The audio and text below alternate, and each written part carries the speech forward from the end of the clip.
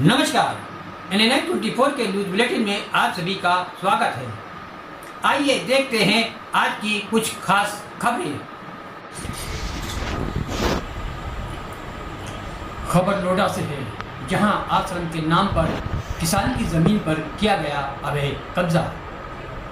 जी हां, ये पूरा मामला नोएडा के सुरखा गांव का है, जहां पर क्षेत्रीय किसान सुखप्रीत सिंह की जमीन पर कुछ भू माफियाओं ने अवैध रूप से कब्जा कर वहां आश्रम बनाने का काम शुरू कर दिया है, जिसकी शिकायत पीड़ित सुखप्रीत सिंह ने क्षेत्रीय पुलिस और प्रशासन से करते हुए न्याय की गुहार लगाई है। लेकिन इसके बावजूद भी उसे कोई भी न्याय मिलता नजर नहीं आ रहा है। ऐसे में पीड़ित सुखप्रीत सिंह ने आत्महत्या करने की भी बात कही है। रिपोर्ट्स के मुताबिक पीड़ित ने अपनी ज़मीन में से 1000 गज ज़मीन का सौदा कर उसकी बिक्री की थी, लेकिन दबंगों ने मौके पर 2200 गज ज़मीन पर कब्जा करके आश्रम बनाने का काम शुरू कर दिया और उसके वहाँ पर एक बड़ा सा बोर्ड लगाकर ब्रह्म कुमारी आश्रम की शिनाख्त कर दी है। जबकि ब्रह्म कुमारी आश्रम के ओहदेदारों ने इस संबंध में एक लेटर जारी कर अपनी बात साफ करते हुए ये स्पष्ट रूप से कर दिया है कि इस अवैध निर्माण से उनका कोई संबंध नहीं है और इस अवैध निर्माणकर्ताओं से उनका ना तो कोई लेना देना है और ना ही ये लोग उनके आश्रम के कोई सदस्य हैं। पीड़ित किसान सुखप्रीत सिंह ने जिला प्रशासन से न्याय की गुहार तो लगाई है।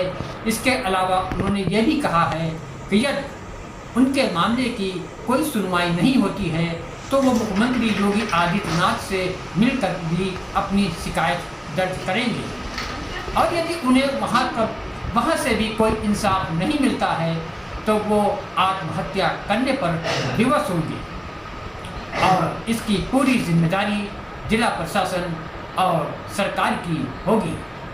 अब देखना यह है कि एक पीड़ित किसान को इस भू माफियाओं के चंगुल से कैसे छुड़ाया जा सकता है और उसे किस तरह से इंसाफ दिलाया जा सकता है।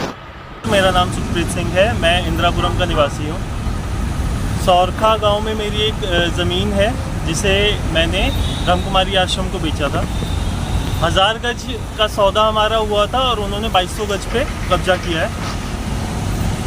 इस पे मतलब आगे उन्होंने ना वो ज़मीन हमें वापस दे रहे हैं, ना उन्होंने कोई हमें पेमेंट करी है। मैं दर भटक रहा हूँ, हर जगह मैंने अपील कर ली है, मेरे को इस चीज़ का कोई सलूशन नहीं दिया जा रहा है।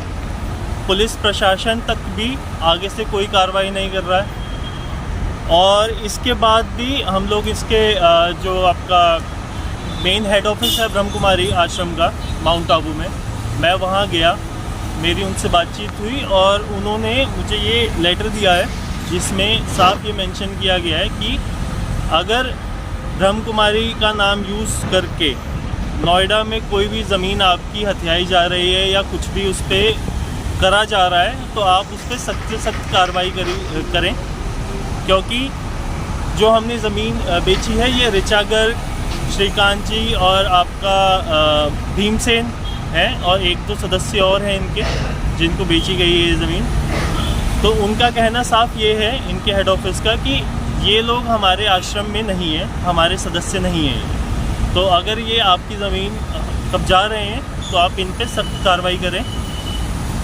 जिसकी मैंने कोशिश भी करी। जितनी मैं कोशिश कर रहा हूँ उतने मेरे ऊपर गलत केस डाले जा रहे हैं और मतलब अब मैं आपसे क्या ही बताऊं, मतलब आपको क्या ही बताऊं कि जितना भी भाग दौड़ मैंने कर लिया मेरे को कहीं से कुछ नहीं हुआ है। इसके बाद मैं अब सीधा मुख्यमंत्री जी के पास जाऊंगा। अगर मेरे को वहां से भी कोई सॉल्यूशन नहीं मिलता है तो मेरे पास और कोई ऑप्शन नहीं, क्योंकि मेरे पे गलत से गलत केस डाले जा रहे हैं। और इसके बाद तो सिर्फ मेरा एक ही मतलब मेरे पास एक ही ऑप्शन बचता है कि मैं आत्महत्या ही कर लूँ और इसकी जो जिम्मेदारी मतलब होगी वो प्रशासन के ऊपर होगी। क्योंकि जितना भी मेरे से हो सकता था मैंने भाग दौड़ कर ली, अब मेरे से और तो नहीं हो पा रहा है।